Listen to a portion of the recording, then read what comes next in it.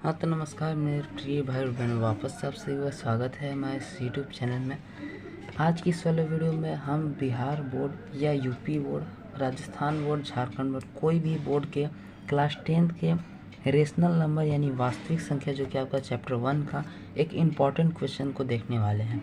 जो कि क्वेश्चन आप लोग का सिद्ध करें 3+2√5 एक अपरिमेय संख्या है।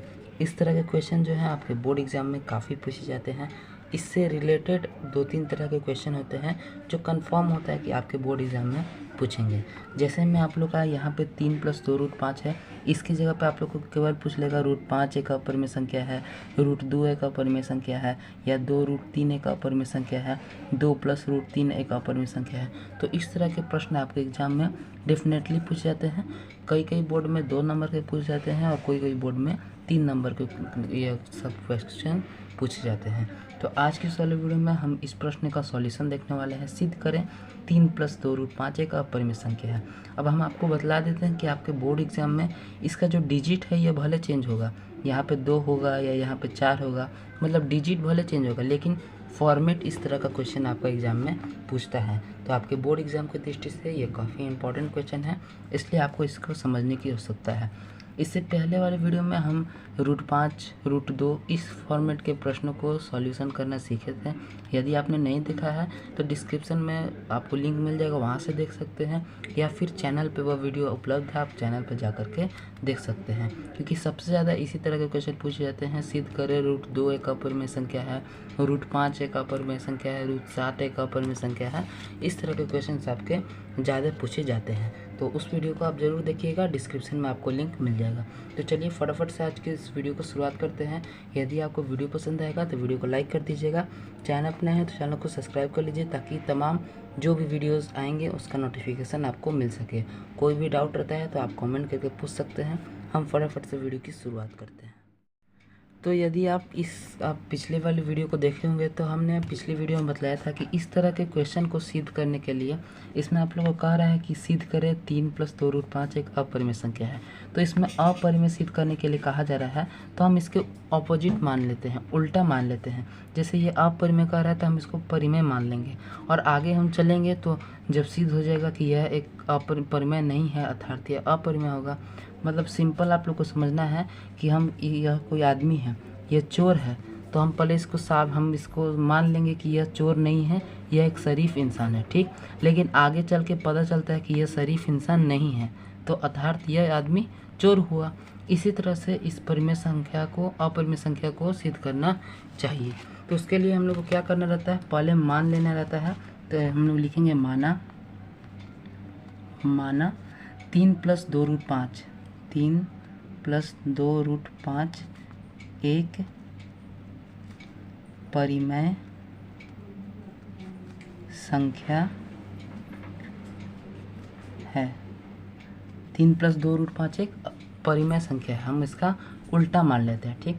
अब परिमेय संख्या का रूल तो आप लोग को मालूम होना चाहिए। परिमेय संख्या का क्या रूल होता है कि जो भी संख्या परिमेय होता है वह p/q के रूप में होता है, p/q के रूप में होता है। यहाँ पे p और q क्या रहता है, तो यहाँ p, q पूर्णांक होता है,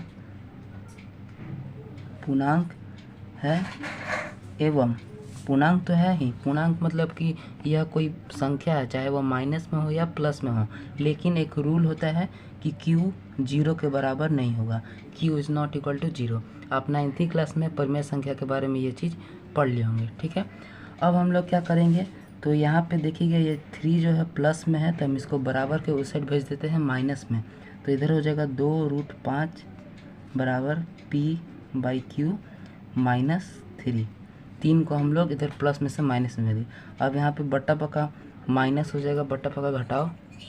अब बट्टा पका घटाव करना है तो हम इधर का तो उसी तरह से छोड़ देते हैं। 2√5 बराबर इसका एलसीएम निकल जाएगा, हम लोग का q एलसीएम निकल जाएगा।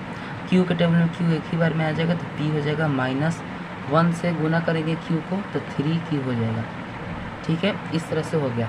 अब देखिए यहाँ पे देखेंगे ये जो 2 है इधर गुना में है, तो हम इसको उधर भेजेंगे तो भागा में आ जाएगा। जैसे मैं यहाँ पे हम लोग कर सकते हैं बराबर √5 को हम लोग छोड़ देते हैं, उसी प्रकार से बराबर p -3q बटे यहाँ पे यह जो 2 है इधर गुना में था तो इधर आएगा तो भागा में आ जाएगा, यानी नीचे 2q हो जाएगा। ठीक, बस इतना ही आपको लिखने वाला जितना काम था इतना कंप्लीट हो गया। अब आप लोग को केवल लिखना है, मतलब सॉल्व करने वाला काम कंप्लीट हो गया। अब केवल आप लोग को लिखना है। लिखना क्या है भाई, तो देखिए यह √5 एक अपरिमेय संख्या है, यह हम लोग पहले से जानते हैं और पहले हमने सिद्ध भी कर दिया है। ठीक है, लेकिन इधर हम देखेंगे तो p और q पूर्णांक है, हम लोग ऊपर ही लिखे हैं पूर्णांक है, अर्थात ये सब परिमेय संख्या हो गया। तो कभी भी एक अपरिमेय संख्या एक परिमेय संख्या के बराबर नहीं होता है, यह आप भी जानते हैं। तो इसके लिए हम लोग को लिखना पड़ेगा। हम लिख लेते हैं वीडियो पॉज करके ताकि आपका समय बचे। तो देखिए यहाँ पे हमने लिख दिया कि p और q, चूँकि p और q पूर्णांक है, यह ऊपर ही हम लोग लिख चुके हैं कि p और q पूर्णांक है, इसीलिए दायां पक्ष का परिमेय संख्या हो जाएगा, यह परिमेय संख्या हो जाएगा। क्यों हो जाएगा भाई, क्योंकि p और q पूर्णांक है और इसमें से कोई भी अपरिमेय संख्या नहीं है, इसलिए यह एक परिमेय संख्या होगा दायां पक्ष। परंतु बायां पक्ष अपरिमेय संख्या है, क्योंकि √5 एक अपरिमेय संख्या है, तो यह एक अपरिमेय संख्या है। तो यह अब आप जानते हैं कि एक अपरिमेय संख्या एक परिमेय संख्या कभी बराबर नहीं होगा, तो यह विरोधाभास प्राप्त हुआ। विरोधाभास कहने का मतलब है कि जो हम लोग माने थे उससे विपरीत प्राप्त हुआ। तो हम लोग लिखेंगे यह एक विरोधाभास